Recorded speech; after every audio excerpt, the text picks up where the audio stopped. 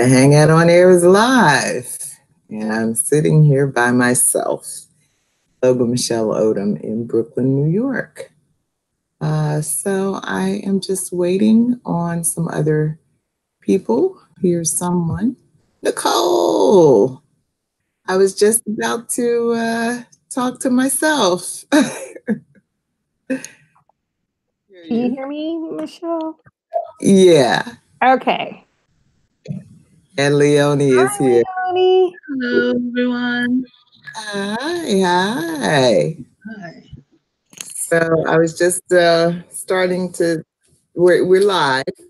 Yes. So I was starting to talk to myself. I was going to speculate where everybody is. I understand that. Yes. So, I'm just going to close my door.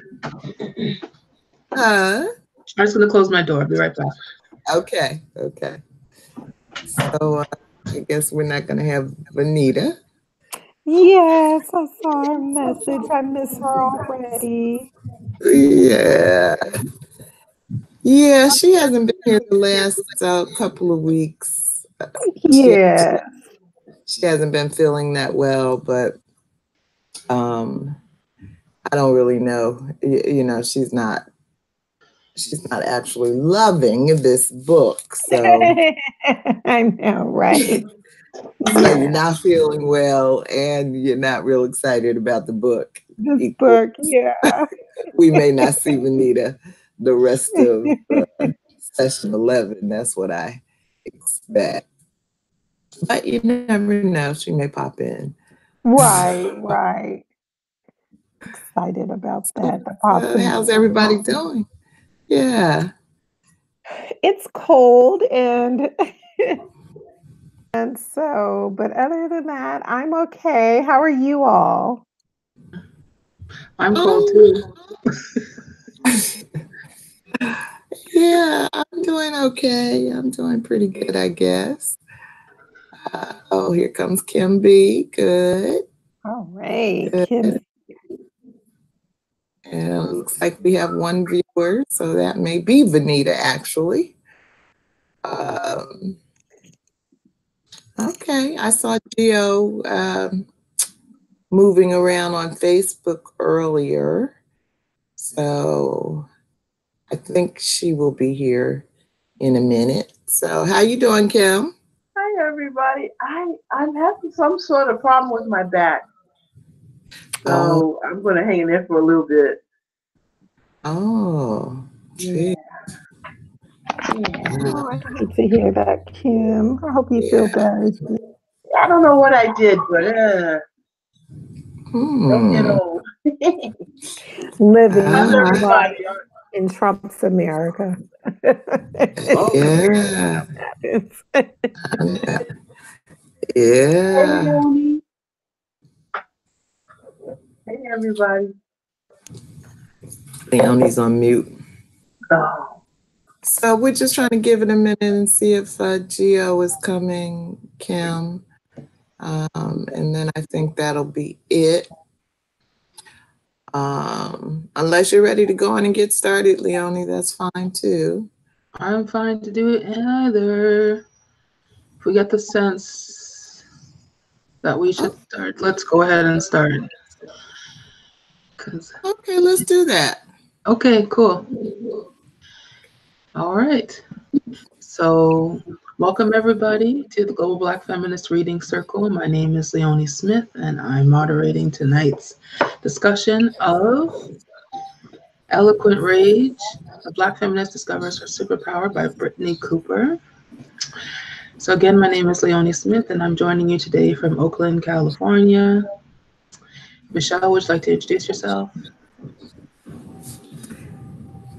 Hello again, everybody. I'm Logan Michelle Odom in Brooklyn, New York, with my book, which I am enjoying. You know, it's, I mean, I like Cooper's style, so I guess I'm a little prejudiced, but happy to be here.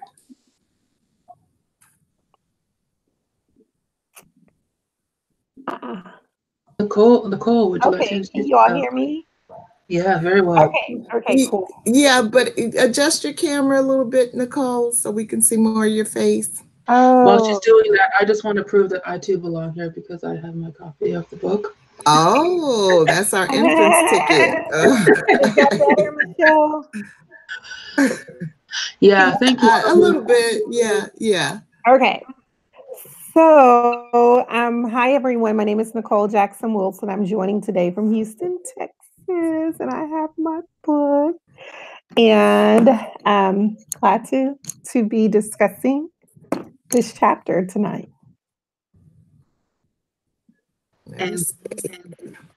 And Kim, let's introduce yourself.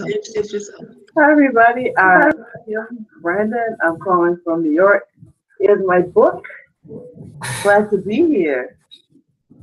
All right. Wonderful. So we shall dive into the questions, I think, because we have quite a few questions and we like to talk. So let's get started. Yeah. I think that I will read the summary who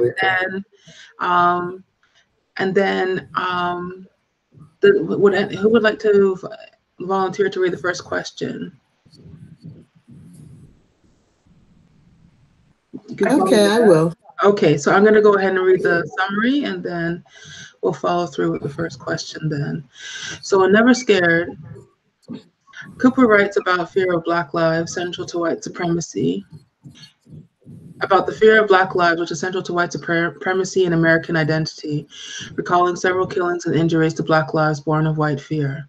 She also writes about her strategies of navigating emotions and fear in her own life, from childhood through to her adulthood, the role the Black church plays and how Black people in America understand fear, and the politics of fear on campus.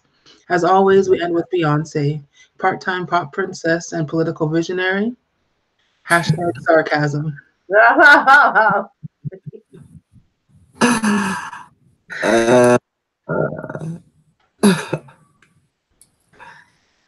All right. I think you're going to get us started with Michelle. Thank you.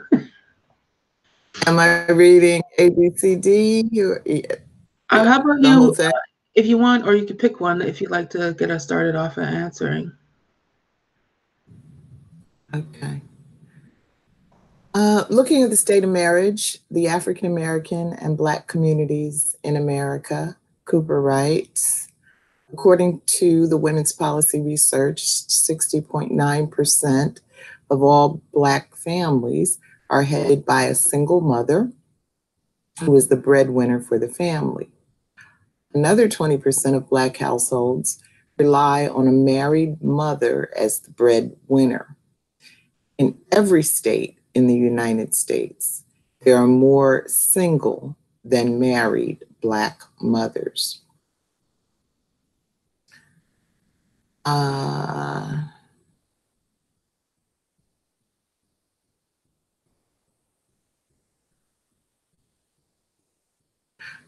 I guess I'll go with A, start with A.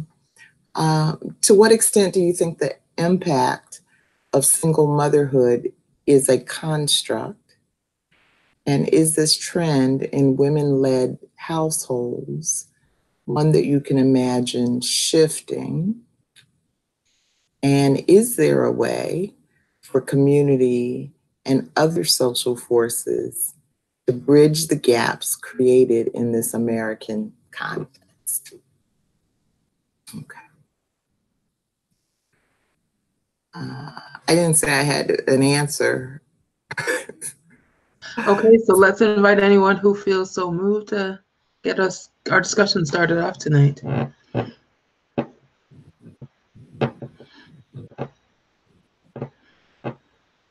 Is it that bad a question? No. No. I guess I'm gonna have to take a stab at it. Let's see. To what extent do you think the impact of single motherhood is a construct?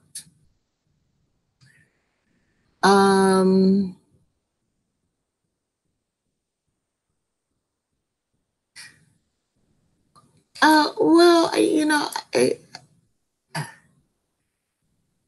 I guess I would say not not that much. I mean, I do think that there is a substantive difference between single parent households and dual parent households. You know, just from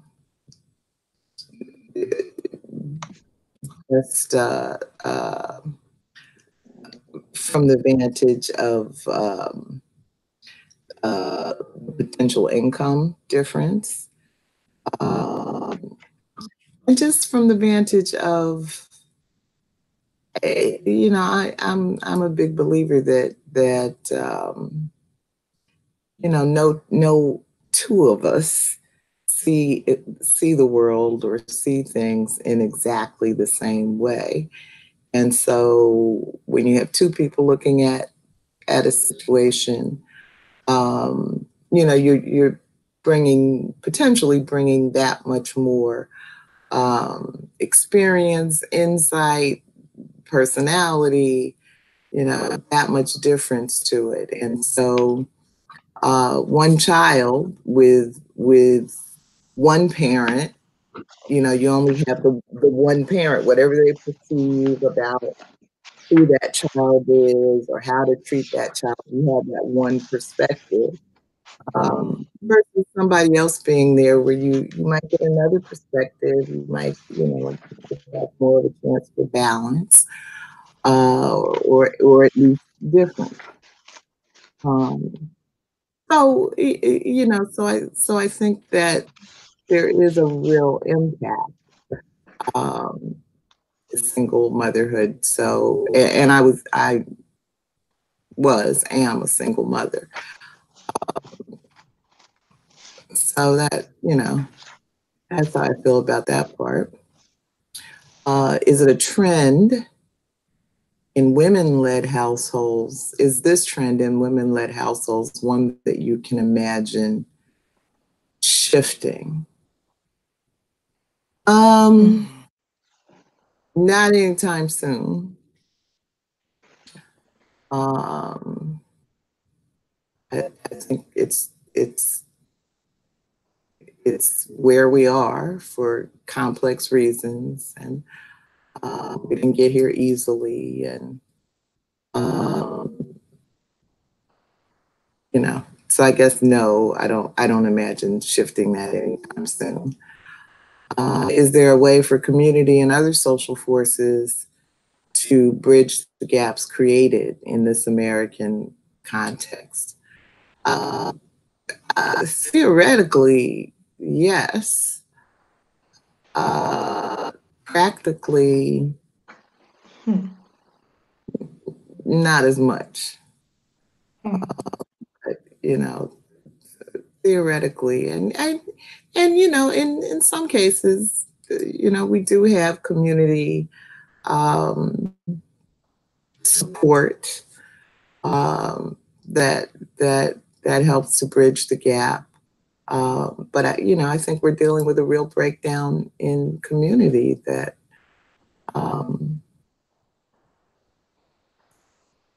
you know is real. That's me. Yeah, I agree with much of what you said, Michelle.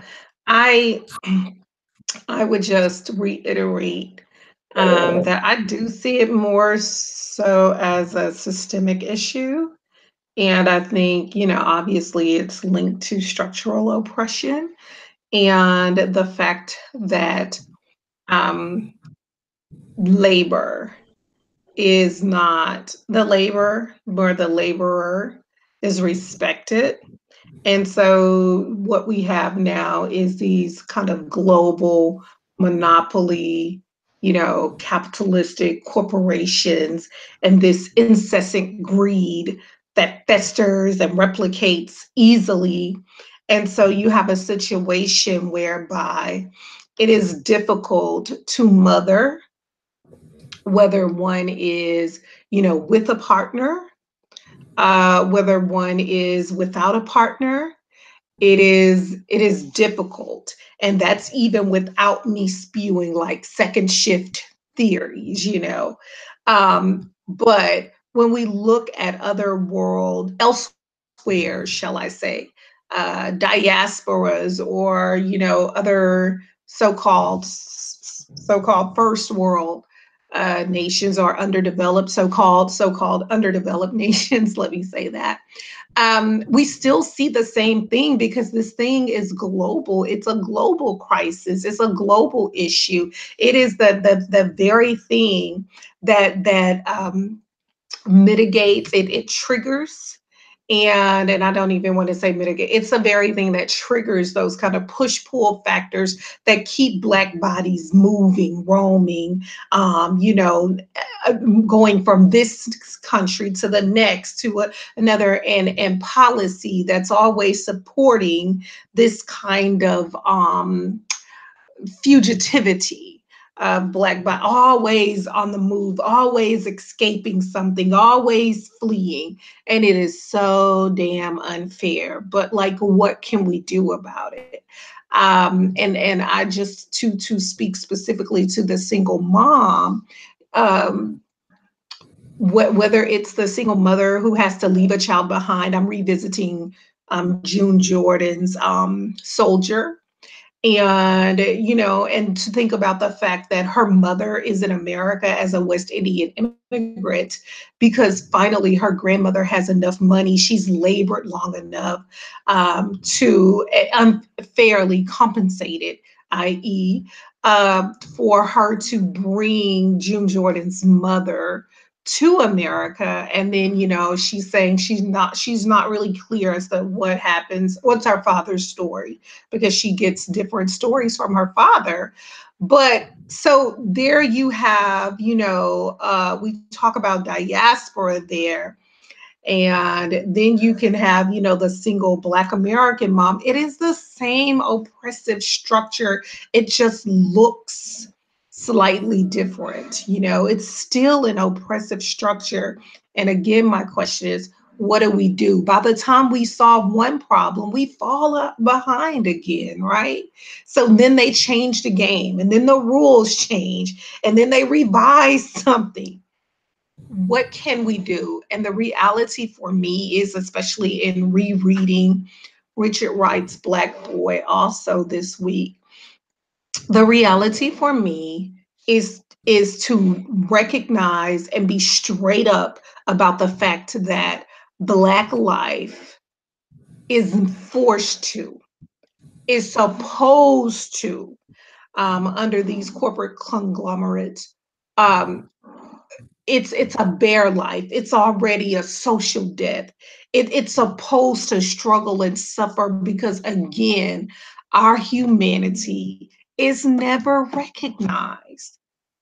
So, again, there's my question. What do we do?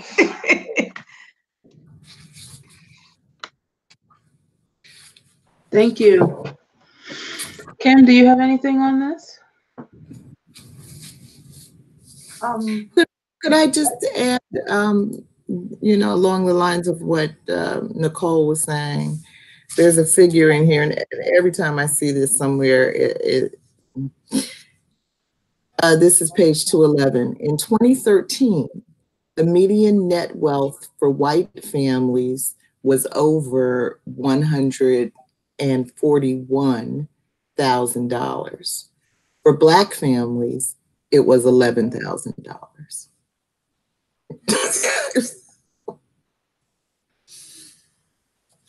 I'm sorry, Kim. Every time I see that number, Michelle, I know that number is getting lower and lower and lower. So in the last 10 years, I'm not sure what it was 10 years ago, but it wasn't 11,000. It was still a huge difference. But it's just like it's almost like we're in the tank here. So I'm glad you you said that because it's getting scary to kind of say, well, at what point are we minus income levels, that we're all in debt because it's coming if we don't make these changes that Nicole are talking about. And I also wanted to just throw in injustice, that when you look at if an African American man does the same thing, or even if he's innocent, he may be imprisoned. And so it's just one of those things where you have to include that in the numbers. And then the other thing is technology. I think technology is having this awful effect on us, that people think because they Facebooked you and posted you, that that's a relationship in these times of where we need more unity than ever. You know, you can't possibly think that we don't need to go back to some of the structures we had before of sitting at the table with each other and saying hello and good morning. And I just think that there's a brotherhood that's missing too. That's something that Black women can't do, that we do need to look at those organizations within Black male organizations, and hopefully they can strengthen them, because they are there. It's just that some of our young men feel like they have absolutely no choices, and we got to snatch them up. And if they don't feel like they have any choices, then what and how they treat their women leads to more and more incidences of women raising children alone. And then, like myself, I chose to be a single parent. So, you know, like Michelle said, everybody you ask would probably have a different point of view. But those are some of my thoughts. Yeah, and I don't know if you all saw the poem. Yeah, I think you're so right, Kim. And what hurts me about this, I mean, I know I'm kind of having like a visceral reaction to this, is because I don't understand how a wealthy nation and how wealthy nations could, how do you turn a blind eye to another, okay, an innocent child suffering? Like, these children are innocent. And I like this it takes me back to House of Swag, this Black owned business. I think they're in she's located in Brooklyn, but I frequently see her place this quote on social media when she's saying that, and they're killing our fathers. And then, it's like almost like a, and then to wonder why we're crying or we're in mourning. It's just like, how do sociologists and criminologists and psychologists think that you're not going to see these kind of outcomes that are very much so, to use the language that Leonie uses, socially constructed, right? When people don't have the necessities, when people are, communities are disrupted. And like Kim said, if we start thinking about mass incarceration, like that's a whole nother deeper layer. And what we do know is that statistics are showing us that Black women are increasingly becoming and are, heavily populating prisons.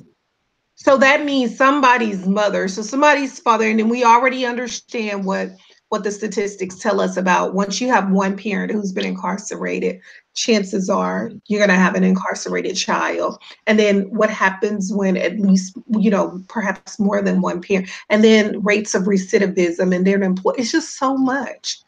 And the odds, it's always stacked, so that we can never quite win.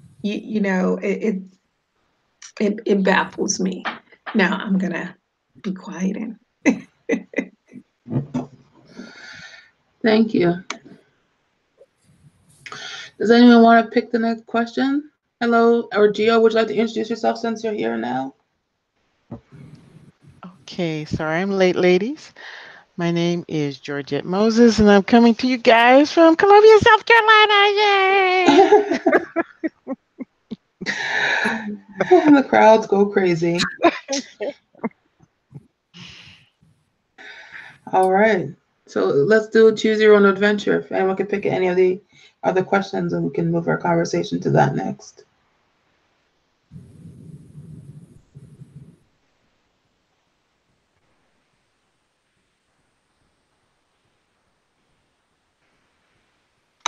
I'll take question 3. Okay. Is the mask of invulnerability, or to be, as the chapter's title suggests, never scared, a useful or even possible creed for Black women in the United States? So in my understanding of that, can you all hear me okay? Mm-hmm. Yeah. Okay, because I've got to invest in some new earbuds here. But as I understand it, the Never Scared is coming from that Southern crunk, Atlanta-based kind of hip hop, from my understanding here.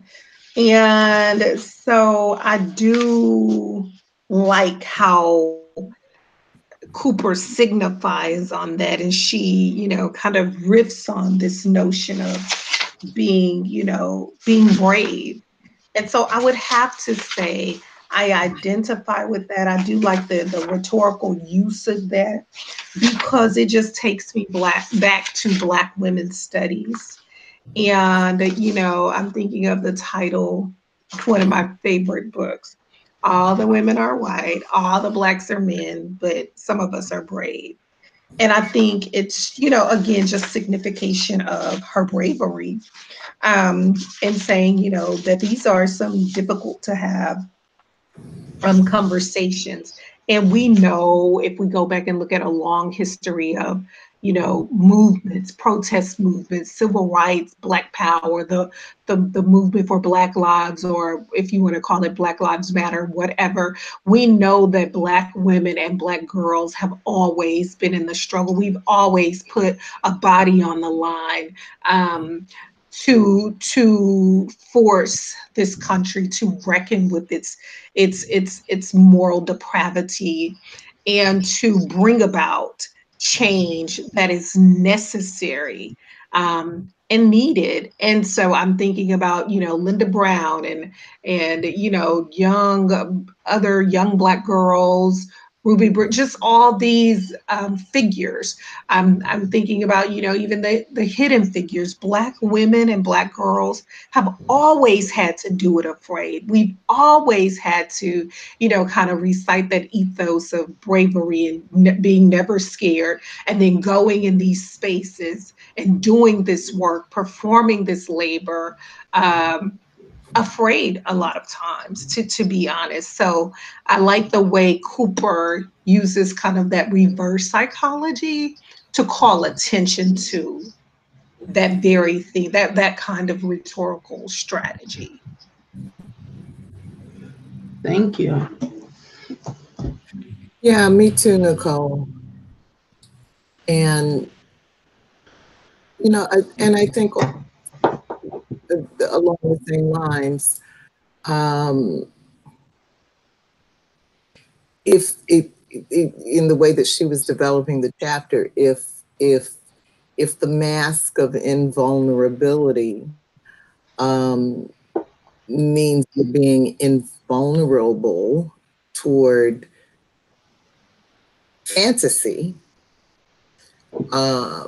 fiction, then yeah, and then I do think it's a useful creed for people to have. And I think that Cooper is right, that there seems to be a lot, it's that a lot of white people don't seem to have a way of sorting out fact from fantasy, to our detriment.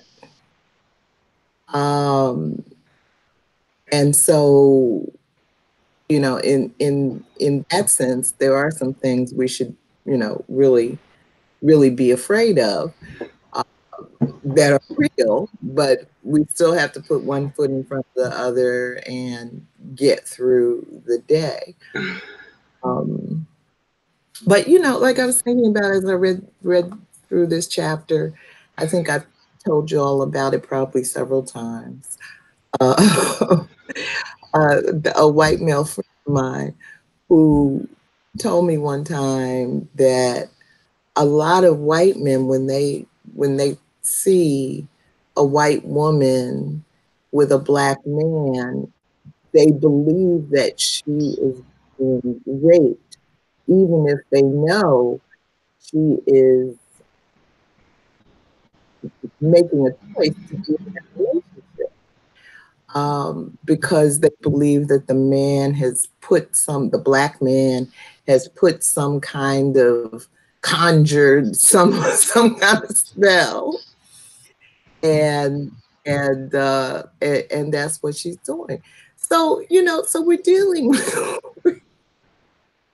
really dealing with some crazy shit here. That doesn't mean it's not dangerous, but it's just, you can't even, you know, you can't even make sense of it. Like Nicole, when you were talking about, you know, you don't understand how people can just be so, you know, insensitive toward other people's pain. But, you know, it goes to the fantasy that we're not people in the first place. You know, you know, so you can't even reason with people. It's like they're not playing with a full deck.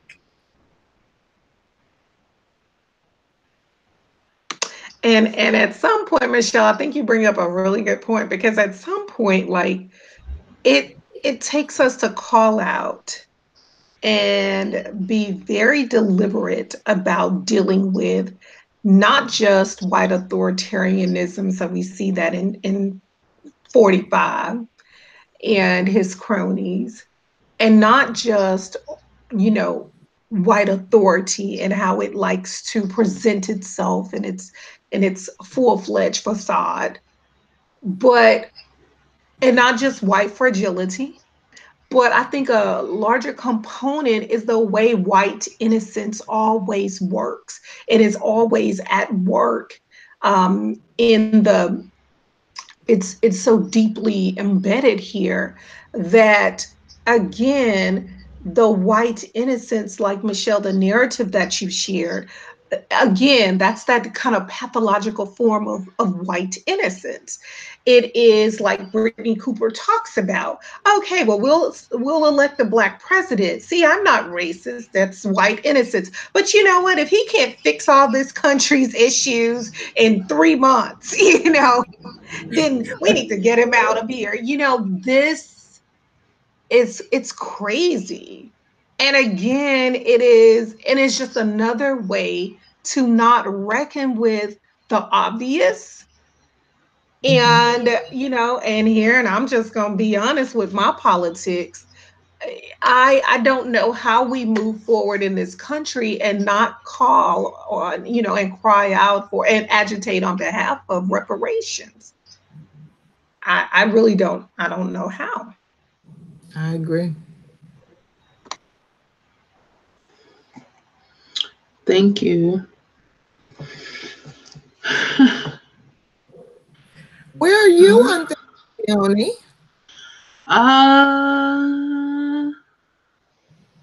Yeah,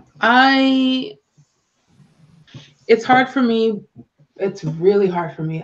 I'm not enjoying the book, and I don't agree with much that what she says. And so for me, it's like when I like, when I read a book, I kind of like make a lot of notes, and I kind of argue with the author in my comments, and like it's a screaming match right now. It just is. Take us through some of the things that was told that you disagreed with in this chapter. So on this question of like the language that she uses and what she talks about in terms of like bearing her emotions and all this other kind of stuff, and I just feel like that is so harmful, and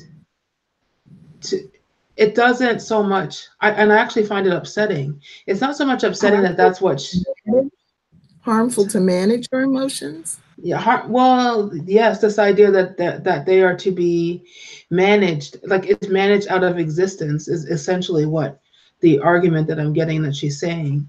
And it's not so much upsetting that it's what she has done to survive, but that it's still held as a legitimate strategy. And I just don't believe that to be true. I don't think that emotions are that feelings are just things that have to go away. And I don't think that it ultimately helps to move things forward. So it's at that level of disagreement. And so, well, yeah. I am one, I'm a feeling person. And so, so I feel like our feelings are information, Yes. leading us in a particular direction. But let's take the scenario of a cop, stopping a Black kid who's driving a car. We can picture the white kid having a tantrum, telling the cop, "Fuck you," why did you stop me? And the cop saying, "All right, it's okay. You go on and have a nice day." But if our children were to react that way, we know from concrete experience that the likelihood is that they would not survive an encounter. Yeah. So in the sense, do you still think it's wrong to manage your emotions? I don't have an issue in that case of managing one's emotions, so-called managing one's emotions, but it's like what is around that kid is my question. Like where does it get to go? Because there's no way that situation would land without impact. And I would hate for that child, and I get that this is what happens, would go to a mother or go to a father or go to a church leader or somebody of authority, of importance to them, and to be told that they just have to manage their feelings and take it, because that to me is deepening the impact. So that's the part that I'm really that I struggle with. I can see that because I could see definitely what you're saying, Leonie. I'm thinking that's why there is also a greater turn to and call for kind of like the healing justice or restorative justice that we've begun to see, and especially our kind of network, internet, networked spaces, virtual spaces, social media. So I could see that because I'm thinking about a lot of activists and the trauma that they speak to and for and from, and then again, what happens to people who are consistently mistreated, who are consistently made to, we're surviving here, surviving a social death, whether you are Black in America, Black on the continent. A lot of times you're, it is this global anti-Blackness, these power structures that does not, that you know, it's that these power structures that are so comfortable trying to dictate the very impulse of life for those pulses and for Black people. So it's just really complex, and it's a complex. I'm thinking even like a matrix, if you will. How do you get out of that? But having said that, so I do see what you're saying, Leonie. And then there's this pain that I hold because I begin to think about, ancestors and what it took for someone who came before and what it takes for me, what I have to go through so the next Black woman plight might be that much easier or certainly not as difficult. And then what I'm surviving that another Black woman has kind of done this. So it's just, it is so interesting. It makes me think about June Jordan's poem, on the eve of New Year. Oh gosh, I butchered that title. But the New Year's Eve, on the eve of New Year's poem, I think that's it. When she starts saying, infinity doesn't even like interest me anymore, because sometimes that is the escape, right? It's so much kinder and easier for us to start escaping and wanting to go Afrofuturism, right? So we start saying, well, let's, Wakanda. We had that Wakanda moment, right? In February, that was a critical component of like our surviving this 45 and all of this stuff and what's happening globally. So these different local, national, global contexts that are still very much so rooted in anti-Blackness and oppression. So, but what happens when, like June Jordan says, when I'm not thinking about, infinity, I'm looking just at a, one step up or one step back, or what did that mean for Angela Davis? Who came before her? The women who came after her, and not necessarily, so far in the future. What it just becomes so real for me in that way. And again, I'm still asking that question. I love what Kim said. What do? We got to get back to some of those practices that we've discounted and gotten out of the habit of. Okay, now I'm going to be quiet for real. I'm talking too much. Yeah, so I think that it's like, so I have a very radical outlook, if you can't figure that out. And so for me, it's like, I do think about like ancestors, and I think about what was it like for, say, when I think about my own background, or even for, say, the first person of enslaved person of African descent to decide that I am not an animal and I am a person. That is a radical vision. Very radical.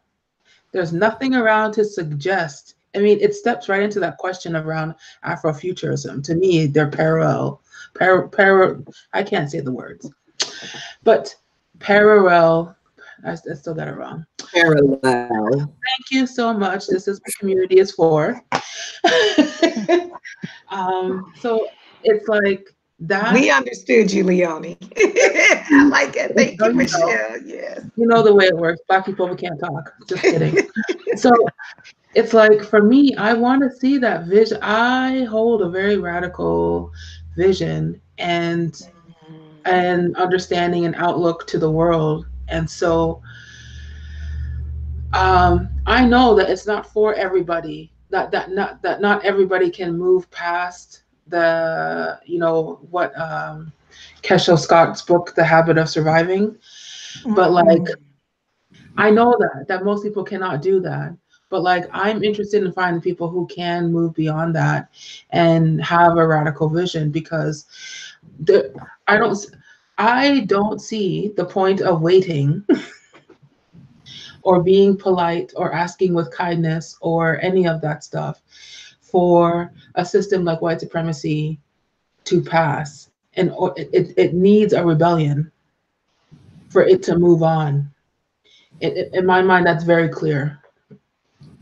And I still want to hold care for like what's happening to Black bodies, what's happening to everybody. Because I've said this before, I see this all as being everyone as being actors in a larger system, including white people. Like they are, there's a system that's designed that puts them in that place.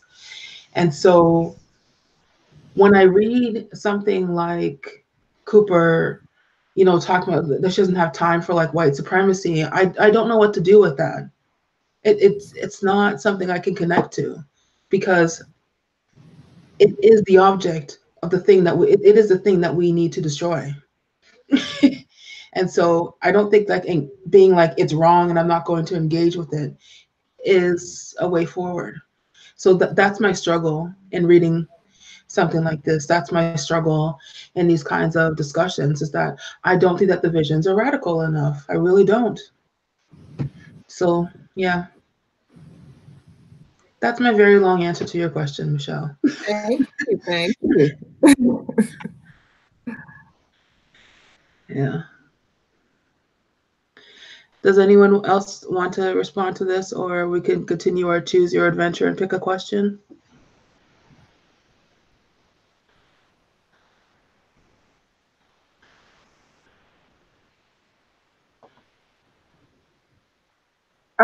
I guess my response is I sometimes wonder if it's the writing that's the issue with this book, because I think that if she would unpack things a little bit more and get to the marrow of what it is she's talking about, I'm wondering if I might be on the same page with her more often. Mm-hmm. And sometimes she makes these broad, sweeping statements, and I'm lost in them. And I think I've said this before. I just, like, I really wanted her to unpack the respectability and the problem with that, and what she means by that and what she doesn't mean by that. And so, again, in this chapter, I felt the same way, that I wonder if we were having a conversation face to face, I could ask her more of what she meant. And I would just, I feel real confident that it's just not on the page, as opposed to her saying that, with white supremacy, she just doesn't deal with it, because it's going to deal with you. You don't have to go looking for it. It's not like, you know what I'm saying? It's coming for you. So what do you actually need? Yeah. So yeah. I'm hanging in there with her. I'm hanging in there with her. And then there were certain lines where I was in here cheering. I was like, yes, you said it the way I needed to hear it. So, certain parts, I'm like, yeah, that's it. That's the ticket, girl. Yes. So yeah. I think that yeah. I'm sorry, go ahead. No, I'm good. I think the medium is part of the issue with me. I don't, I had a really hard time with Crunk Feminist Collective. I don't find essays to be a great way of exploring ideas. They don't go deep enough for me, and it's just this just may not be my format, my chosen format to get ideas, because there must be more. Because if this is the depth of American intellectualism, then we are in trouble. Yes, I think you're right. We are in trouble. Wah, wah, wah.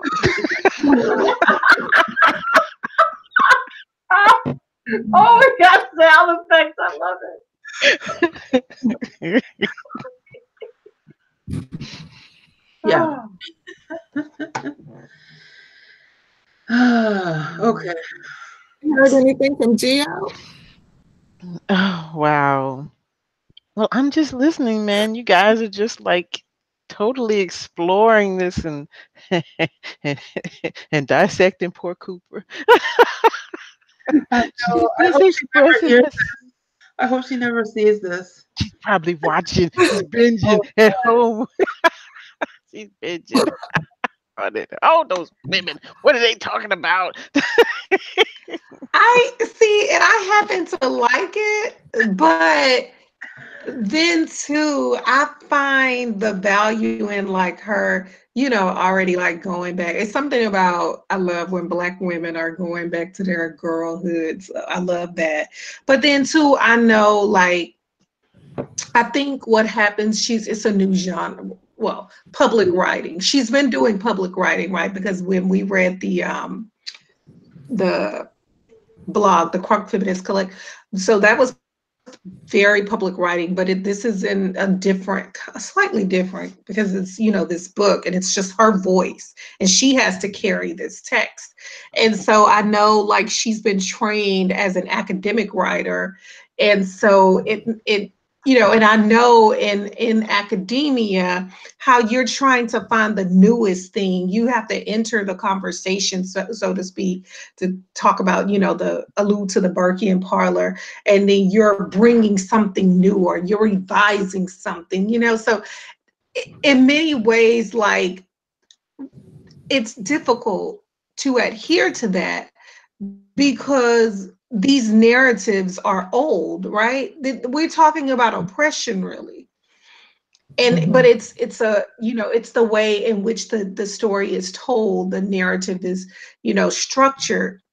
And so that's what I think. And I know that Michael Eric Dyson is her mentor. And I know that he has a number, he's definitely a public intellectual now. And so I think if she does a second book, it gets even better. But I do see that. So I can definitely see what you all are saying. Like, I think what I hear Kim saying is that it's like there's one thing and then something else being thrown in to complicate that, then something, and it's like, could you trace that thread all the way through before you pull something else in and so forth? But I'm sorry, Leonie, I'm so sorry. The phone rang and I could not hear it, or I don't know if Leonie stepped away, but I didn't hear what Leonie was saying about the book. What was it for you? I didn't hear you. I'm so sorry. I basically said it's nowhere near radical enough for me. Oh, I see what you're saying. That's my frustration. Okay. It's nowhere near. I see. Okay. Yeah. Okay. I see what you're saying. And I wonder if is that because she's in many ways now an upper middle class Black woman. Now, see, that's what the question you brought to my mind when you started talking about her academia. So, when she's writing this, is she still very aware of that gaze? So she kind of has to mediate her terminology and how deep she goes, how much she wishes to reveal at this point, because she's not at the end of her career. She's not really well established. She can't take all the chances that many other writers have probably taken. It still means something to her to have her place there in these circles. And so she can't be as rebellious as maybe some other writers can be. I think, yeah, I mean, you're being very kind. I think that she can be. I mean, I think about like Angela Davis, like a goddamn Marxist, like not afraid. Well, yeah, and you're so right. But see, this is this woman, okay? Angela Davis, Angela Davis, Maya Angelou was Maya Angelou. You use your gifts to the extent that your desire overcomes your fear. So even though she says never scared, this is something that she's dealing with on a daily, hourly basis, because she's no billionaire, okay? She can't just go, yeah, fuck the police, and blast, NWA and all other people who she loves, or Beyonce, She's already on the professor watch list. I know, right? So she's been playing. I'm not gonna let you. I'm not gonna let you get beat up on Dr. Cooper. Shiver me timbers, Professor.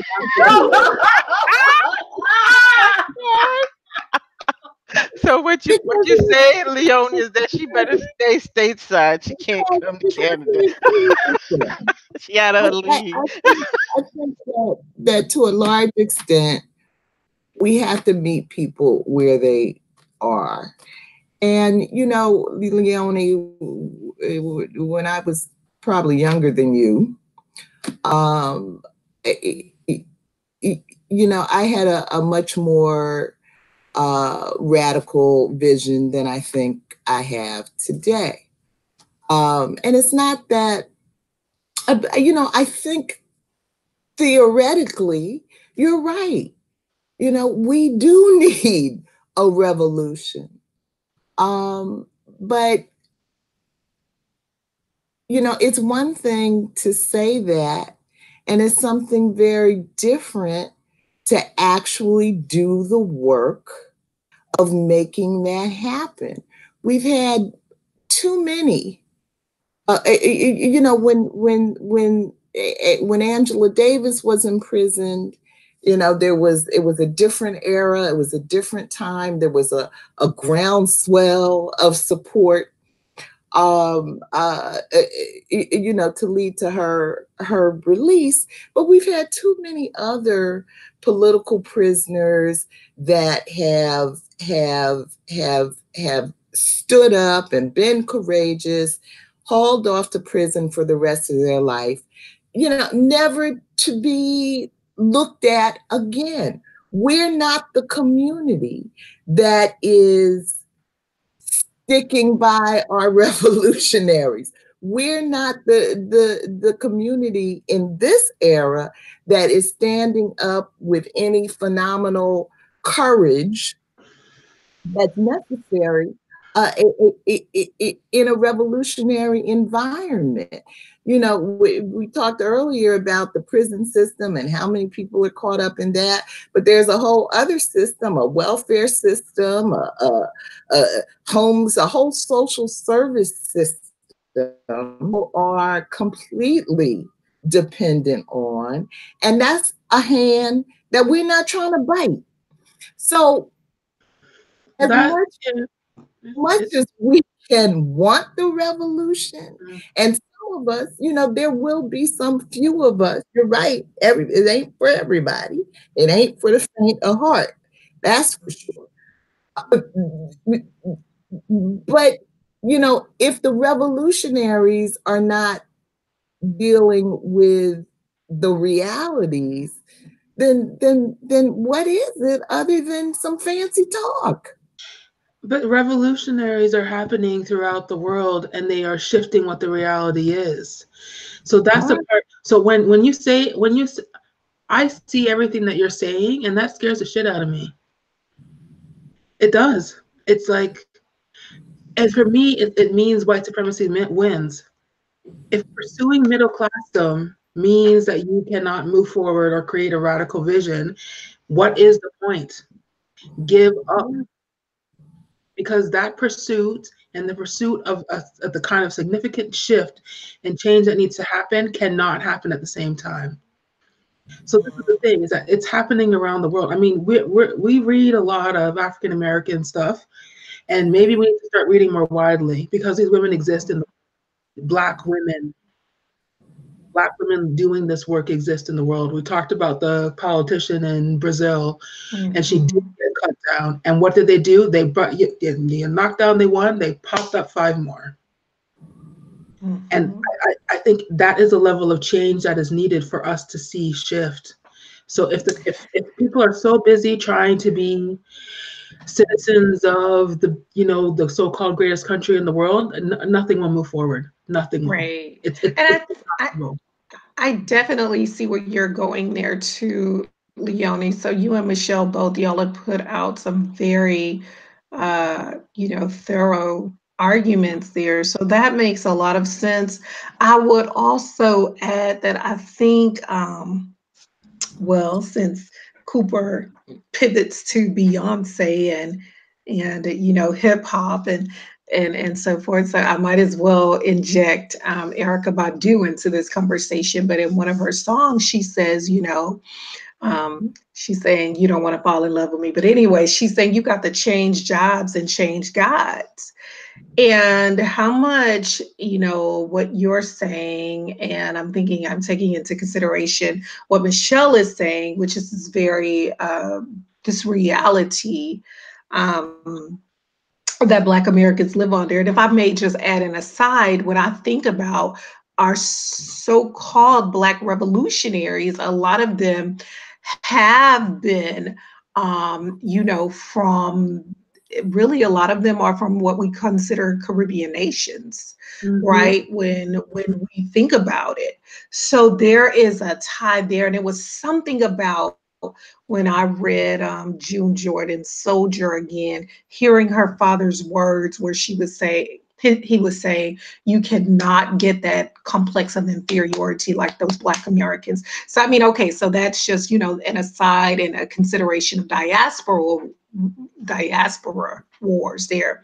But I would just say that I think what I'm really trying to say is that in this context, when you're not organized, and it's so very difficult to organize because there's always infiltration, right? And not to make excuses. I get what you're saying, and it makes a lot of sense. And I totally get what Michelle is saying. And then I'm back to my question. What can we, what should we, what will we do? But I also think that a component of this kind of stagnation, the reason why, when we've seen the bloodshed and nothing really changes, we've lost heroes, and this condition, the condition remains. We'll have this progress, and then it's walked back with such fierce in such a fierce way. Hello, President 45. So I wonder, like, what are the other systems that we're leaving out?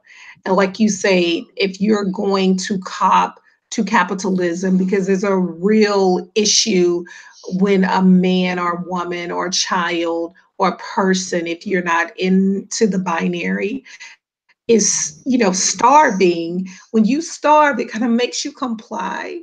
If you're not trained, right? If the body's not trained to deal with that. So I think about these movements. There was training. There was a way, a means of organizing. So there's a lot to think through, but I would also say our gods, the religious traditions that we're serving. It's so hard for me, and I respect the Black elders, don't get me wrong. And in many ways, I'm still not ready to say, even though I see myself moving, I might be more of a Buddhist than a Christian, but it's hard for me to hear Black elders say, oh, and the old by and by, and you just keep doing and wait on the Lord. And this is, so some of this, I just wonder how much, do we need to look at that system as well? What would it mean if we were practicing an African traditional religion, or if we look at, some of the other religions, take your pick, that is not Christianity, where you've been taught, oh, you're gonna suffer on earth, but the reward is in heaven, So I don't know. But I'm sorry, Michelle. I'm sorry. What were you? I'm gonna mute. So you're gonna be in a straitjacket before this meeting's done, Michelle. Nicole, I mean. I was just really just making the point that Cooper may not be the most radical, of all academics, but I don't think there are any whole lot of Black Americans right now that are much more radical than her. There are some. There always have been these outliers, but I think where the majority of people are is, to me, I don't know how much we have actually, like what Leonie calls the pursuit of middle class life. But, I don't know that we ever took the time to kind of analyze the impact of integration on our community. It was something that we fought for so hard, and so we had some wins from some angles, but I think there's been a lot of negative impact as well, and I don't know that those are forefront in most Black people's minds today. Yeah. In America. Mm-hmm. Yeah, I mean, I'm in complete agreement. I hope that's heard. I just am frustrated. Sorry, Kim. Okay. I just want to mention that there are hundreds and thousands of African Americans who have strategies, that are working those strategies. They may get knocked down and they get back up, and they may not be writing books about it. You may not know their names, Mm-hmm. but I just think it's really important that when we talk about African Americans, that it is not these broad strokes of most of us don't, when most of us are getting our behinds kicked. And I know a lot of Black women who are running, grassroots programs that are becoming martyrs to those same programs. So I just want to include them in the conversation. They may not be a Brittney Cooper, but they are there. And I think what's disappointing about this book is I thought when you start talking about superpowers that it was going to include people like this and examples of what we do well and how we can link arms. Mm-hmm.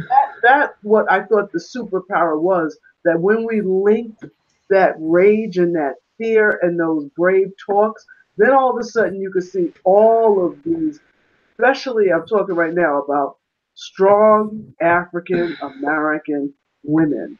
And I do think that we could turn the page and look at what people in other areas, other countries are doing too, to link arms with everybody and replicate what each person is doing well. But I do know women who, even here in Brooklyn, who went into Kings County Hospital, for example, that's a big hospital here, and set up a whole program so that people aren't dying in the waiting room. I know people that have started after school programs that taught kids how to read, not their kids, other kids. I know African American women who have started schools. So I just really wish that, because we have so many unsung heroes and they may not be writing books about it, they're out there and they need support. And I just don't know how we link arms and start to communicating with each other, because we are a force. Mm-hmm. That's all I have to say.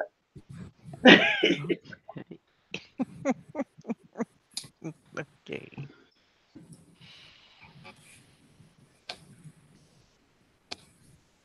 And I one last thing. I'm not trying to take anything away from anybody else. I am not. It's just like when I read what's going on with 30 somethings. I would love it if somebody, maybe that might be me and you, Leonie, rewrite the book on how to link arms and how to have more power that comes inside of us as opposed to outside of us talking about white supremacy. Let's talk about how we are going to build our community. Thank you. I worship at the church of Miss Kim, because that is the point. Is to stop, is we build our own stuff. This is the whole thing, is that this entire country is built on the idea of it's like the pursuit of getting a bite at the apple. The apple is rotten. We have African descent. We eat papaya. I don't know what it is.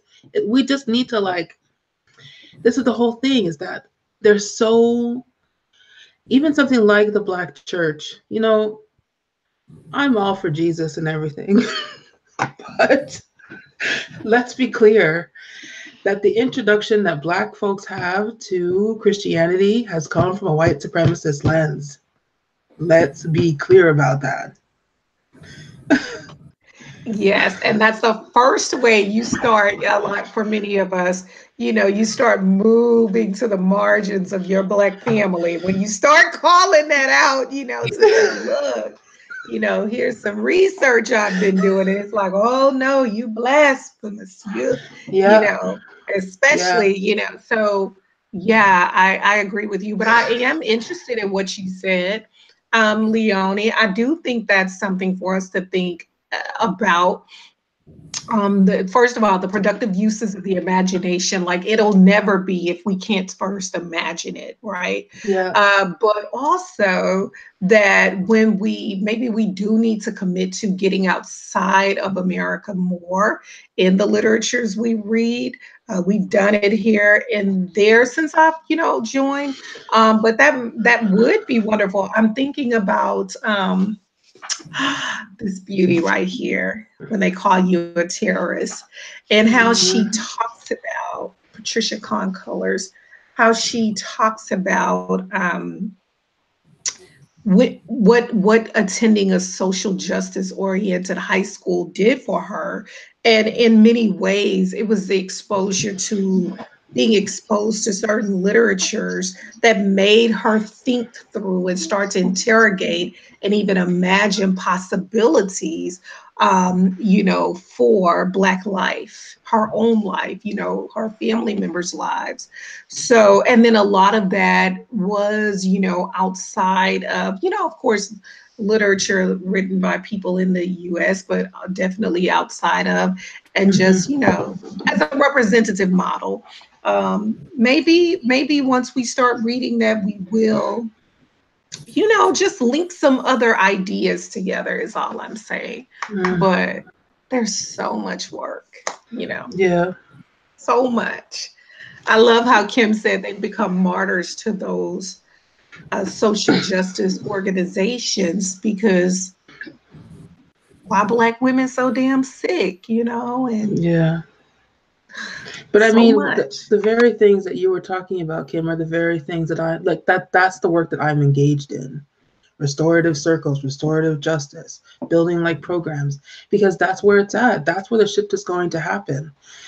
And yeah, it is about finding a way to link arms. And it's not just in the United States. Remember, the reason why we are separated is because of white supremacy. Our imagining doesn't have to include the borders that we have been placed in at all. They're not real. We're meant to be one people. So, okay. I'm coming off my soapbox just for now. No, it was useful. It was useful, Leon. It was good. Yes. Yeah. I don't know if I want to look at another question, or how about you, Georgette? Why don't you pick a question? Okay, man, and it's so hard because I'm really vacillating between number 2 about the Christian church and number 6 about the re-election of Obama and why that didn't work. But I think they're kind of related. So I'll start off with 2 and meld into 6. How about that? All right. Okay. Let's hear it. Do the tenets of the Black Christian church repress and or shore up the lives of Black women? Is patriarchy harmful or helpful? And then 6, as Cooper writes, voting once or even twice for a Black man is not enough to undo years of anti-Black social condition. If the groundswell of support that led to the election and re-election of Barack Obama was not enough to sustain white fear of Black lives, what do you imagine will? So let's go back to the Black church. And I've heard all of you say something so very important about it. The Black church. What is it essentially? Mind control. For the white population, it was mind control to their God has to look like them and stamp approval on their superiority has a religious background, a false historical background. And then for Black Americans, uh, our God doesn't look like us as told by them.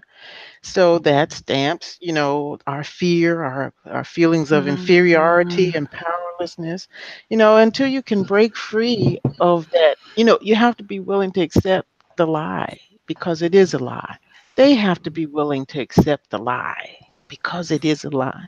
When you are able to go outside the boundaries of, the imagining of this perfection that they claim is America, but it's not, as the only you so aptly described it. Yeah, we our imaginary borders here, and keep us bound not just physically but mentally and spiritually, because we can't even imagine a truth beyond the truth that's told us by our leaders, be they religious or political or social, here in this country.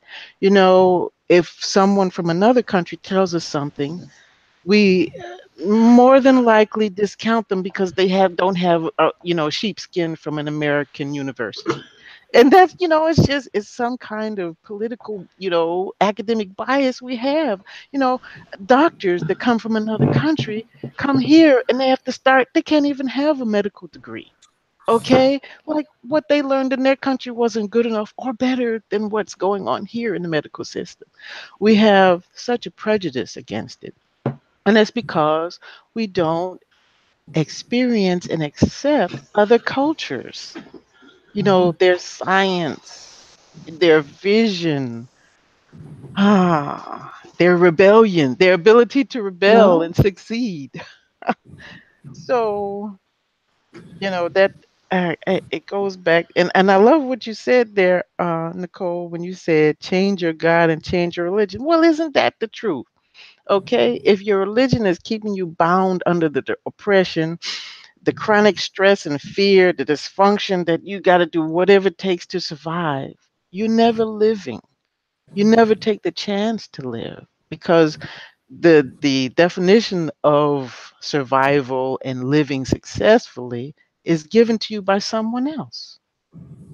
So you can't imagine being a part of any grassroots. You see a problem in your community, but you can't imagine solving it because you think I need money from the government. Do you really? How does the church get its money? By begging and pleading and making you feel guilty. Okay. So use their tactics. They're very successful. And then solve the need in your community. It doesn't have to be a national thing. Start where you're at. Because once you get on that national podium, as we've seen with our wonderful Obama family, you're a target and nothing you do is ever good enough. So yeah, that's my response to all that. All right, Georgia. Okay. All right. That was great. I want to do a little reading here. On page 208, the first paragraph. But in fact, I do believe faith can coexist. But what I appreciate is that the Black church demands a continual reckoning with what is true and what is false.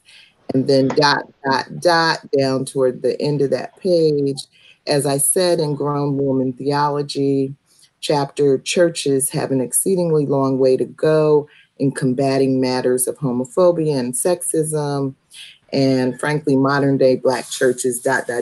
So here's the point I want to make. So many months ago,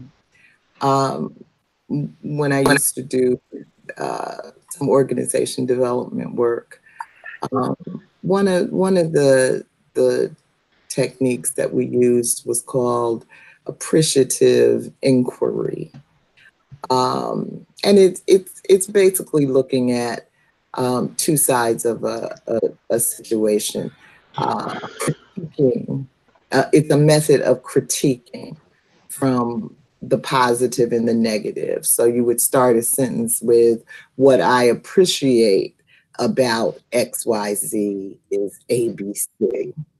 And then another sentence, what concerns me about XYZ is ABC, type of thing. So that it's kind of forcing you to at least look at two sides of the situation. And so that's what Cooper is doing in this paragraph. She's talking about one of the values, one of the valuable things that she found in the Black church, as well as identifying some of the things that that concern her about it. And so I like that she is doing that. And so and I don't know that I ever really thought about the work of the Black church in this way, because on the one hand, we can think of all religion, as faith, as fantasy, as taking us away from reality. But so for me, it was interesting to see her take on this. And so in that sense, I want to say to question two, if this ability to separate fact from fiction is what Black women or Black people are getting out of their church experience, then I have to say it's shoring up our lives, which is not to say that they're not, problematic things about religion, about the Black church. But just because there are problematic things doesn't mean there aren't also some positive things. And so I think for a lot of people in my generation who started walking away from the church, it really was a one-sided view of what's wrong with the church, without really taking the time to identify what it was doing right, and what it was doing good. Like she says, one of the problems today, at the bottom of page 208, Black churches also have to reckon with all the ways in which they have walked away from the clarity of King's generation about the role the church should play in ending white supremacy. And certainly not all Black churches, even in King's generation, shared that vision, but there were many that did. And I think that from the vantage of being nearly 60 years old now, what I see is very often we can destroy people, systems, all kinds of things by only focusing on the negative aspects. I see a lot of negativity. And I think that's something we need to try to figure out how to do better, how to look at things from both aspects. So while we were busy tearing down the church, we weren't busy figuring out either how to fix it or how to replace the positive things that were coming out of the Black church experience. So, that's it. I appreciate that analysis, Michelle, for sure.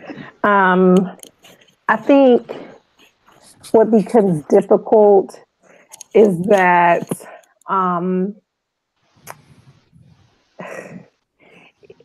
even, so Christianity is large, Black Christianity, even the Black church, there's choice, obviously.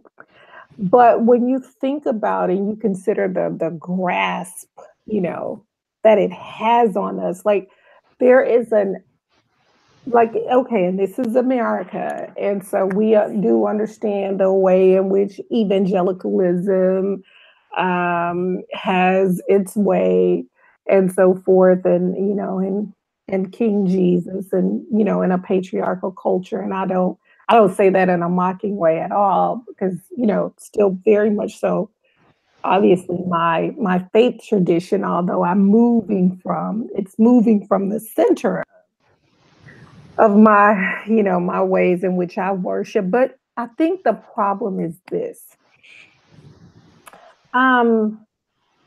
We are in a crisis.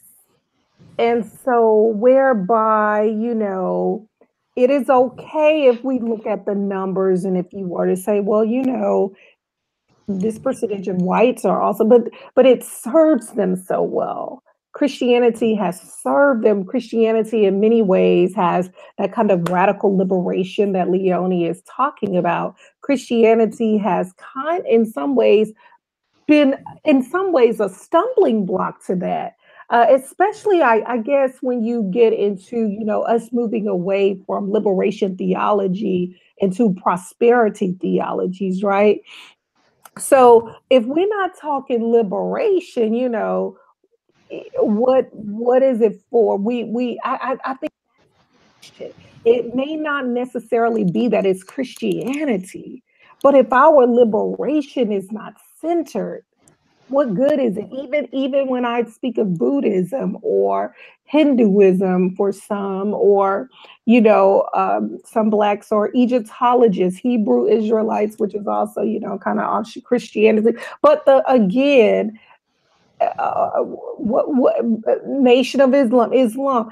If it's not about liberation, if it is not a liberation theology, if it does not purport or put forth a liberation theology, it's keeping us, it's helping. It's one of the systems that helps to keep us trapped. It's but another institution that's telling Black people, just wait. Eventually, freedom is coming. And what happens is, I liked how you said, Michelle, when you were younger, because that I could see I'm living.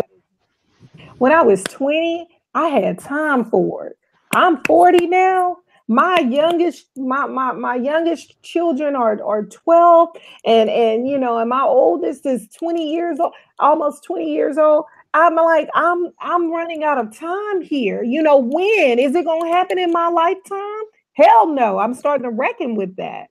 Whose lifetime? Is it gonna be theirs? Is it gonna be their children's children? When?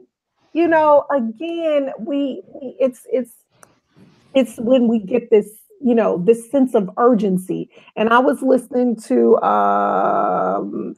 some Angela Davis talk, even Asada Shakur. When you look at some of the Panthers and those women, there was this sense of urgency whereby they were saying, I know the outcome may be, it may be cruel, it may be something to deal with, but I don't have time to wait. And I think that's the thing that I'm taking up here with Christianity, as it were. That we've got to stop the wait. The wait is excruciating. It's doing us in. It just does so much. The apathy, the anger, the rage, but I will say, Michelle, and I do agree that it was a system of survival. When we think about, how our ancestors survived, a lot of them did it because of the Black church, because of that institution, as a result of the community that they were able to form, around, and as a result of that institution. But how did we mantle up and then start moving forward? I don't know, but I'm just saying, you all, we need a liberate. If it's not a liberation theology, then I'm just saying, my argument is such that it's not doing us as a people. It's not doing us any good. I think there's a way of looking at the church from King's time to now and try to understand, how did the church lose its power? How did the church lose its voice? And I think that's the question that needs to be answered. And when you can answer that, you can start looking at what the church can do to bring back having a movement. Because I think when the churches when they start separating church and state, and all of a sudden that if you veered out of line at all, the church would lose its not-for-profit status. So if you seem to be political at all, and so all of a sudden the church basements were no longer a place where we could meet or talk. And I think a lot of other religions, they work it out where they have subsidiaries and offshoots where everybody go over there to have the political talk, and they tell you, which party or which person to vote for and what have you. And so it would be wonderful to have more conversations with the church, and then to look at which churches have found ways to get around it. Because Reverend Barber comes to mind with the Poor People's Campaign. Mm-hmm. Mm-hmm. So there are some people, and then there's what's the church in the village where they have the Revolutionary Love Conference every year? There's a church here in Manhattan, Jackie's Church, where they bring in everybody to come for this 3-day event where they talk about building a movement. And they have so many different speakers. Last year they had, oh God, her name went right out of my head. But I think that when we look at the church, like Michelle is saying, we have to dig up the good. We have to dig up the good, and if it's not good, you got to move on. I mean, I remember going to church right after Zimmerman was acquitted, and I thought we were going to talk about it. I thought we were going to pray for that family. I thought there would be something. And there was not a word mentioned, not one. And I had to leave. I just said, well, wait a minute, and that was the wrong church to be in that night. That doesn't mean every church is like that. But I love what Michelle is saying, is to find balance in your critique and my critique especially. So I love that there was a time when the Black church was about, lots of them were about being a part of a movement and a network of churches. And now this reality church business is just not something I want anything part of. That's right. Like James Baldwin says, the price of the ticket, right? I know that's right. That's so well true. I think there's a piece of the narrative that's not talked about, and that I really kind of I think I was reading I was either reading A Tale of Two Plantations or Black and British. So here's the thing about church and Black people that we don't talk about is the genius, because this also applies to question number 6, the genius of Black people to use a white supremacist system to have their humanity recognized. That is a radical act. And we are talking about systems right now of oppression and white supremacy. And what are ways, in my mind, it's like, what are the ways that we can use those systems to have our humanity be recognized? Because to me, that is a radical thing. The church was not just a place of refuge. It was also a mastermind political move by our very ancestors in order to be seen not as animals, but as people. They did that through the church, right? They got recognized as beings that had souls. That's where it kicked off. And we have not replaced that, Leonie. But it makes you wonder how racism trumps everything.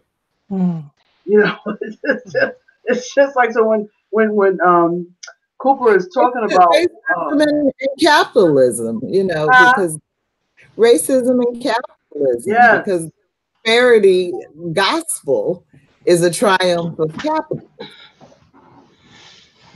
Hmm. Yeah.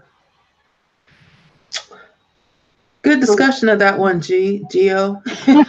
Okay. Hey, you Great pick. ladies brought it. Did we hear Gio's thoughts? She started us off. Yep. Gio and Kim kind of underscored and foregrounded the same things, like if it's not working, you know, what you say, Michelle, don't be trucking. Hey, don't stick around. That's the truth. Right. Have you picked a question yet, Kim? Would you like to? I can hear your mouth. I can see your mouth moving. I can't hear you. I don't know why it takes so long for my thing Okay. to do here. Yeah. What's left? 4 and 5. Okay. Yeah. Did we do 3? Yeah, 4 and 5. So,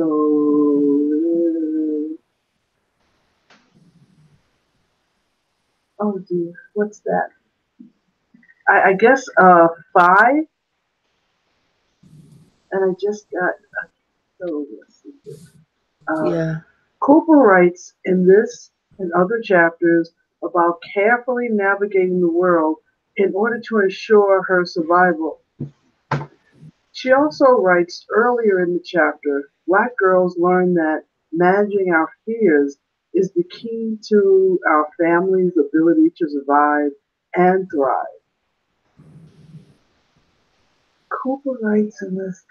I agree with that. I agree. I feel like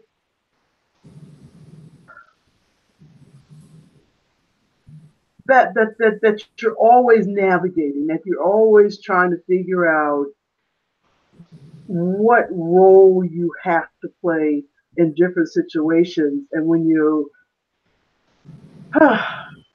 are in situations where you don't have to navigate, it's wonderful. But I'm always navigating. I'm always looking at where I'm authentic and where I may need to be more politically correct, because it's not worth it to me to get off track because I have to check somebody, you know. And it's stressful. I find it extremely stressful to be allies with different women, different people of different races or different persuasions, different cultures, and they are still stepping on my toes, stepping on my culture, still coming to me with white privilege, and I still have to figure out what's the best way to stay alive, because they can call the police, I can't in a lot of situations. So, and then there are going to be times where something is due to me and it comes to somebody else, and what do I do? Do I walk away? And I wonder about Brittney Cooper in writing this book. I think that there's a lot of good stuff in there, and it's a real nice conversation starter. And I guess she's getting us talking. But I'm wondering if she is navigating something as opposed to just saying what it is she needs to say, how she needs to just say it. And so when I think of her, I think of Sonia Sanchez, where Sonia was always getting fired from some university or somewhere for always saying what the people needed to hear. And so I think this is just a moment where sisters need to hear the truth from somebody. We need circles where not only are we thriving, but we are each supporting each other, sharing information, sharing each other's struggles. Every once in a while, I need to unburden myself, unburden my day. And I think that's what's helped me to thrive, is that I have people that I can talk to. I have women that I can talk to, and they say, hang in there, chick, don't do that. Don't, whatever you do, don't pull out the big guns, because they got bigger ones. You know, so I do think that there's this dance that I have to do that I don't want to do, and I'm trying to teach my daughter to do the dance because I want her to come home at night. I want her to live another day to tell the story. Yeah.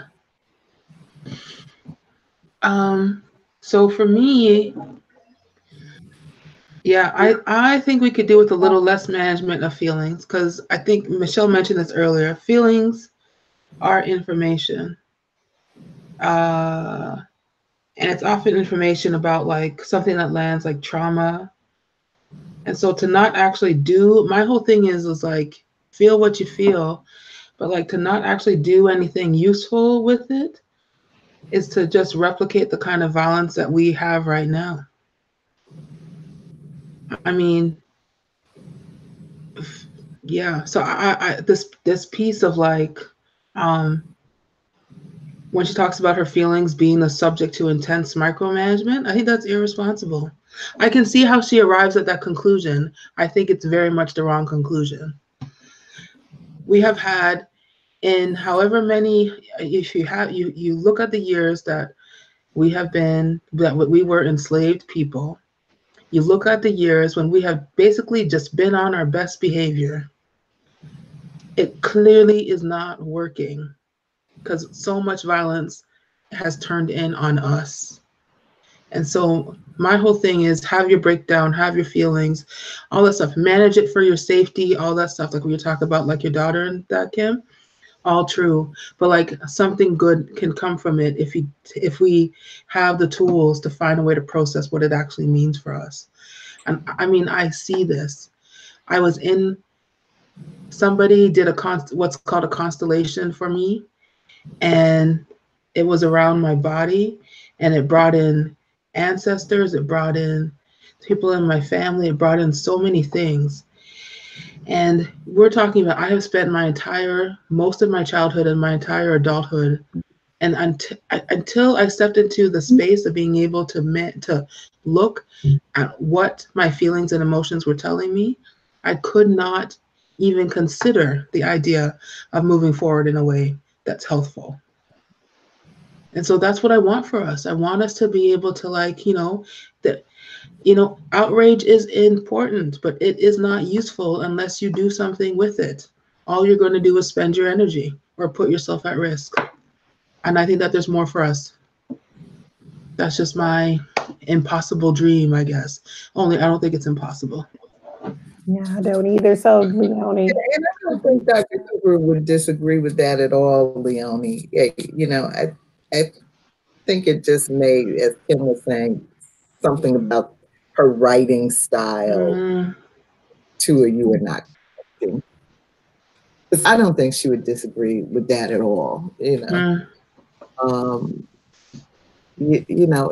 is information, and what she's calling managing, managing our fears or managing our emotions. I don't read as do nothing, but I do read as do something strategic. And I think that's the same thing that you're saying,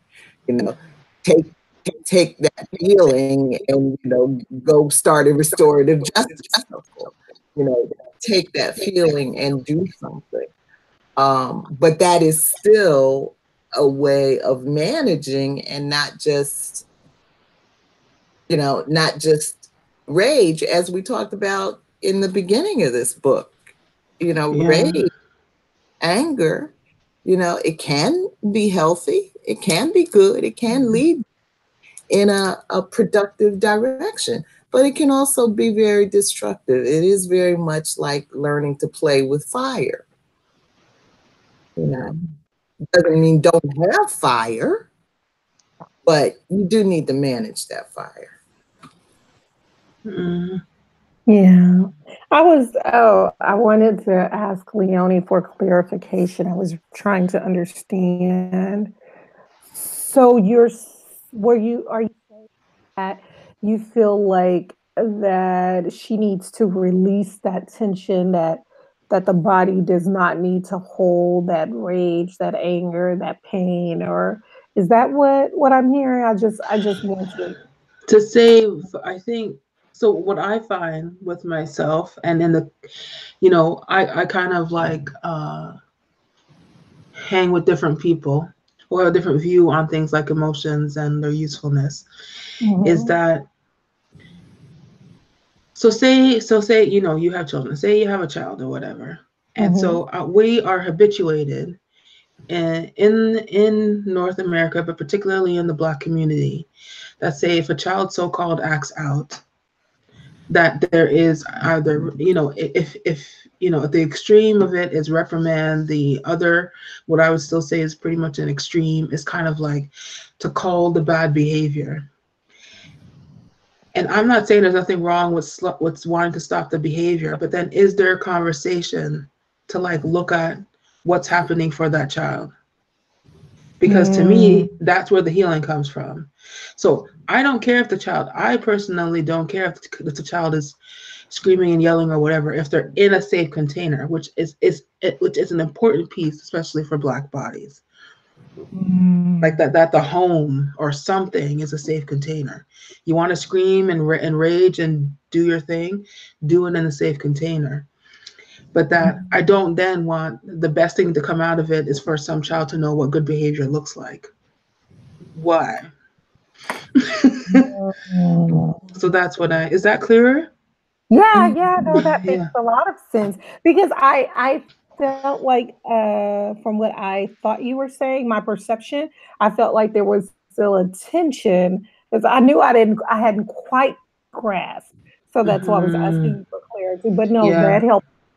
Yeah, I think the tension's always going to be there. Like I don't think that the point of like I think that I don't imagine being able to walk through the world in a Black body and not having some kind of tension pretty much present with you always. But we know this from like how the brain works and neuroscience and the idea of trauma. The actual incident is not where the harm is done. It's the response to the incident is where the harm happens. It doesn't, it's not that, your child's walking home from school today and somebody calls him the N-word. It's like, what happens when he tells you?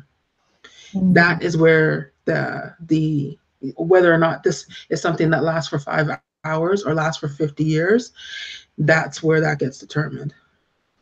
I see what you're saying. And what I also feel like I hear you saying is that there's this weird way that civility is wielded and mobilized in America that has keeping Black Americans kind of in this kind of place or this structure of in many ways, as you've said, to not display so-called bad behavior in public space. Right.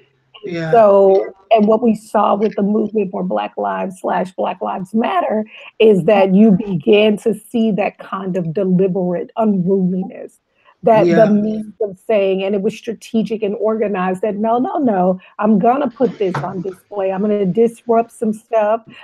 So, in other words, it was like, screw your civility discourses. So I definitely get now what you're saying. Thank you for that, Leonie. Thank you. You are a wise I guess you make me want to question, Leonie, what would be the positive outcome for in the home when you're unpacking an incident with the child? That the child gets this. For me, it's about. So it's like the injury of name calling, for example, of a child being called the N-word is not the N-word, or even the name calling. It's like it's like that sense of like belonging or mattering. All of those things are really important. And it's like to create space for that stuff to be surfaced. Like, in what way has the child been hurt? Because the thing is that, like, you can respond to the name calling, names can never hurt me kind of like thing, and you've done nothing, right? Or you can work on getting a sense of like what is happening. what's happening for how it has actually landed and work from there, which seems to me much more impactful and effective. And we know it's not guesswork. We know that's how trauma works, is that if there's a way to process it, that it helps to alleviate how long and how strong it is in someone's life. So that for me is the key difference. Because I see it, for example, in the thing around Barack Obama becoming president, is that what would it be? What would it have?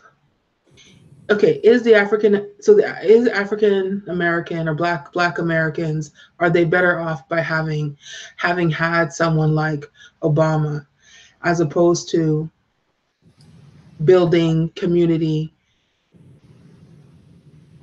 from a place of healing? And actually, that's a terrible thing. I don't have the words for the question, but I mean, to go back to your original question, I think that the thing for me is that you deal with the injury for what it's actually happening. And too often I find, and this is not just an issue with Black people, but too often it's like we just paint over and paint over the surface, and it's about soothing and doesn't allow for healing. It just takes the heat down. Doesn't change the fact that the heat's still there. It just makes it feel different. Mm-hmm. Is that any clearer? I feel like I'm talking gibberish a little bit, but like No. I can try again. No, because what you're describing then is restorative justice. So to attend to the pain. So no, that makes a lot of sense. And I can see, so then you are also kind of merging Brittney Cooper's turn to Beyonce, the very function that Beyonce would serve in her life. Beyonce does function as kind of that soothsayer there, that kind of, person who it assuages. She's, listening to this music, of just allowing her to, kind of zone out, if you will, but also it's an interesting way for her to fight, to resist. But that's just, again, but now that's devoid of community, really. So when I go back to Cooper's text, what she's saying really, are the picture that I feel she's painting is that it's still in isolation. So she's dealing with all this institutional violence, and then all these different institutions, and that violence is piled on. And then here is Beyonce. Listen to Beyonce's music, and middle fingers up. And so it's like, okay, that helped for the moment, so let me move on. Because of course, resonance helps. Like, it helps to be seen in that way, right? So it's like, for me, like, I would be really interested to see this, and maybe you can mark this down, Nicole, for yourself as your academic great work in about 25 years. Because my hypothesis is this: that the real impact of the Black Lives Matter movement is the fact that Black people know that they are being seen. Yes. This violence that has always been there is being seen. Not that it's shifting the attitudes of white people. The impact, I think, on the Black community is significantly greater. Yes. To know that it's being marked. Every time one of these things happens for the first time ever, it is being marked. They are being seen by their community. I bet you that is where the greatest impact is, not shifting white folks. Absolutely. And that ultimately that will serve better our liberation, is that echo that's happening within the movement. I agree. Yeah, I agree with you. I am inclined to agree. It just reminds me of very complex. And looking at your question 6, voting once or even twice for a Black man is not enough to undo years of anti-Black social conditioning. And that's for white people. But I think there were a lot of Black people who had a lot of fantastical expectations that they put on Barack. And we're also very disappointed when he showed up human. But no, I think it's all, it's all very complex, and I agree, Leonie. There's a much better way that we need to be raising our children, and I think it's not just Black children, but white children as well, because they really are dealing with a serious disconnect from reality. We could talk for hours about children not being seen in this culture. All children. Yeah, I agree. Yeah. It's funny that as much as we can say that's not our problem, it is our problem because we're in this world together. it's hard to see children when you haven't been seen. So we have to look at how we find mirrors for our own self before we can start to handle or be involved with children, and to really listen to each other and see each other. Because I just think what Leonie was saying was just so wonderful for all people, not just for children, but to find listening spaces where people can hear each other's trauma. Mm-hmm. And it's a double-edged sword, as Cooper talks about, using the example of being in the academy, being visible and invisible, Yeah. at the time.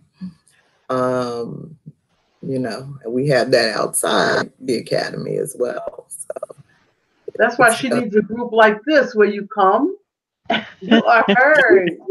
So you don't do that on the job. Like that, you don't get to be heard on the job. You gotta separate that stuff out.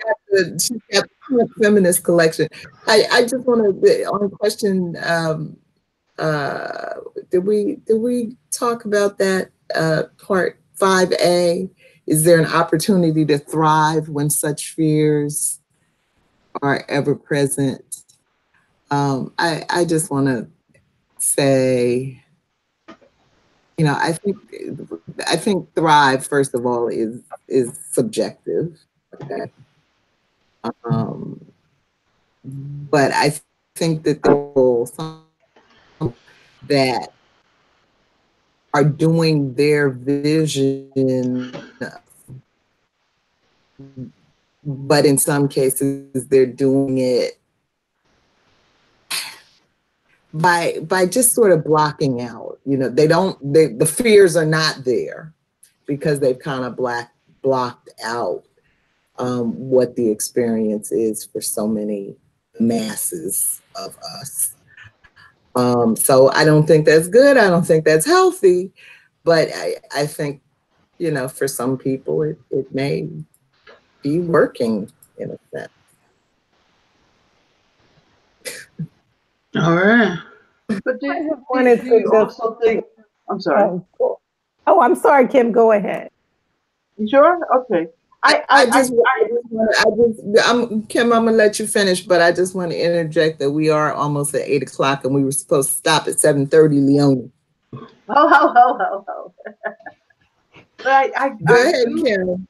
I do think there is an opportunity to actually thrive. It means having a single focus, and that that this stuff is out of to stay focused and stay grounded in who you are. So like if that child that Leonie was talking about is being heard all the time and they get the opportunity to share where stuff resonates with them, and once they let go of the day, they can get back to the vision and the strategy and the steps they need to take to make this their own vision, make those type of steps to make that come to pass.